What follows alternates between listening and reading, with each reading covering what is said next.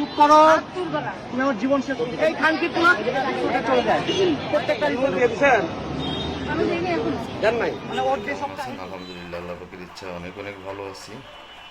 আজকে ইউটিউবে ঢোকার পর একটা ভিডিও দেখলাম পরকীয়ার। ছেলেটা বাড়ি সম্ভবত কুড়িগ্রামে, কোনো পাবনা ঈশ্বরদী দিয়ে আসছে।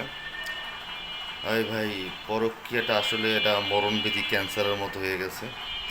তবে সরকারের উচিত এই পরকীয়া যে ব্যাপারটা নিয়ে একটা আইন করা উচিত। আইনটা হবে এমন, যদি কেউ পরকীয়া করে তাহলে অবশ্যই তার মৃত্যুদণ্ড হবে।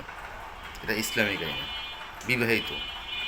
বিবাহিত মহিলা বা বিবাহিত ছেলে বা বিবাহিত মহিলা অবিবাহিত ছেলে মৃত্যুদণ্ড, এই আইনটা সরকারের করা উচিত। তো আমি ভিডিওটা দিয়ে রাখছি, আপনারা দেখেন। ভালো লাগলে অবশ্যই লাইক কমেন্ট শেয়ার করবেন, আর একটা হলো চ্যানেলটা সাবস্ক্রাইব করতে ভুলবেন না। ভিডিওটা পুরোটা দেখবেন ইনশাআল্লাহ। জান নাই মানে ওর যে সব কাহিনী, এরা রিসোর্টে চলে যায়, প্রত্যেকটা রিসোর্টে কমবেন আমার কাছে আসে। আমি এই অবস্থায় কি তাকে সংসার করতে পারি? আমি তাকে ডিভোর্স দিছি, কিন্তু এই ছেলে আমি ওরা ভাত পা বন্ধু ধরছিলাম যে ভাই তুই একটা যদি কোনো কথাবার্তা বলে থাকিস সব তুই এগুলো সব ভুলে যা, আমার হোয়াটসঅ্যাপ তুই সেকেন্ডবার ফোন দিবি না। এই খানকি তোমার সবসময় ভাই প্রেসের লোক আপনারা দেখেন, এ সবসময় ফোন দেয়, এমনকি আমার সাথে কিভাবে লুকোচুরি করতে হবে সব শিখাই দেয়, আমার নামে কিভাবে মামলা দিতে হবে সব শিখাই দেয়। ও সব কিছু হচ্ছে আমার বাসা হচ্ছে ঈশ্বরদীতে। আপনার হ্যাঁ তারপর থেকে আপনি এখানে আসছেন? হ্যাঁ, আমি ওকে ধরার জন্য আসছি। 7 দিন ছুটি নিচ্ছি ওর ধরার লেগে। এক জায়গায় আমার কুড়িগ্রামে, আমার এলাকায়, আমার নিজস্ব বাড়ি কুড়িগ্রামে। একই এলাকায় বাড়ি, ছোট ভাই হয় কিন্তু বয়স আমার 4 বছর ছোট। ওর সাথে ভাবি সম্পর্ক হাই হ্যালো হইতেই পারে, কিন্তু সে এমন ভাবে আমার পরিবারের নামে ব্লেম দিয়ে তাকে সে কনভিন্স করছে। তুমি ঢাকায় আসছো কেন? এখন ঢাকায় আসছো, ঢাকায় কেন আসছো? ভালো করে ঢাকায় কেন? সত্যি কথা কও ভাই। প্রেস কি করেন কি আপনি? জব করি। কি জব করি? রিসোর্টে। কোন রিসোর্টের নাম কর? তোর রিসোর্টের নাম তো বাপও জানে না। কিরণ চুপ করো, তুমি আমার জীবন শেষ করছো, আমার 2টা বাচ্চার জীবন শেষ করছো। কেউ কোনো কথা বলবে না, আমার 2টা বাচ্চার জীবন শেষ করছো। আরেকবারে ডাইরেক্ট জীবন নষ্ট করতে আমি চাই ভাই, ওরা আমি কিছু করুন না, ওর বিয়ে দিয়ে দেন। বিয়ে করবে ওদের, আপনিও নাকি বিয়ে করবেন? বিয়ে করবা না? বিয়ে করে না, রিসোর্টে চাই। 2 দিন আগেও সেই রিসোর্ট গেছে, মাওয়া গেছে। কোথায় যাচ্ছেন? কোথায় যাচ্ছেন? যৌতুকের জন্য 10 লাখ টাকা চাইছে, যার কারণে আমরাও ওর বউ হচ্ছে ডিভোর্স দেয় না, কারণ এ পলাতক। তো 1.5 বছর ধরে ওর সাথে কোনো সম্পর্ক নাই, ও পলাতক। ওর বউ জানে না কোন জায়গায় আছে, ওর বাপ মা তো কিন্তু জানে না। এত পরিমাণ আসামি কথা কবি না। কেন উনি আপনার কি লাগে? উনি কি লাগে? গায়ে হাত দেওয়া যাবে না? গায়ে হাত দেবো না, আমি নিজে উদ্ধার হবো।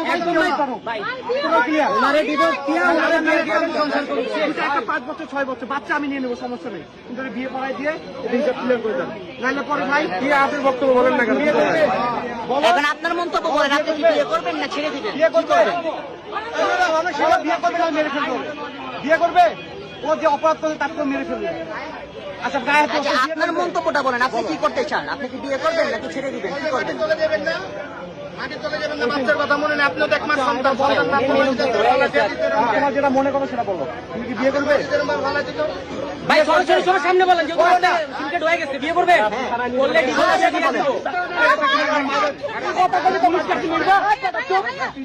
পুলিশে কি করবে?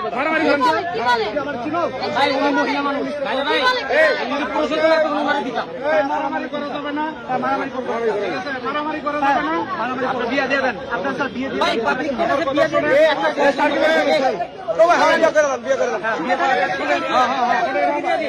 আপনারা সবাই কথা বললে তো হবে না। সমস্যা আছে, সমাধান অবশ্যই আমি সমাধান চাচ্ছি। সমাধান চাচ্ছি, দাঁড়ান আমরা শেষ করি। আর পালাইতে পারবে না, আমরা থানার গাড়ি ডাকতেছি, থানায় যাবে, প্রমাণ দেখে শেষ করে সিদ্ধান্ত দিবে। এখন কেউ চিন্তিত হবে না। আর আপনি পালানোর চেষ্টা করবেন না। চিন্তা করতেছে স্যার। আপনি ওখানে দাঁড়ান, আপনি দেন না, এদিকে দাঁড়ান। ভাই আমার দুটা বাচ্চা 344 ডেল্টা 3 মোবাইলটা বাইক করে 999 ফোন দেন। ফোন বের করবে না, তোর ফোন যত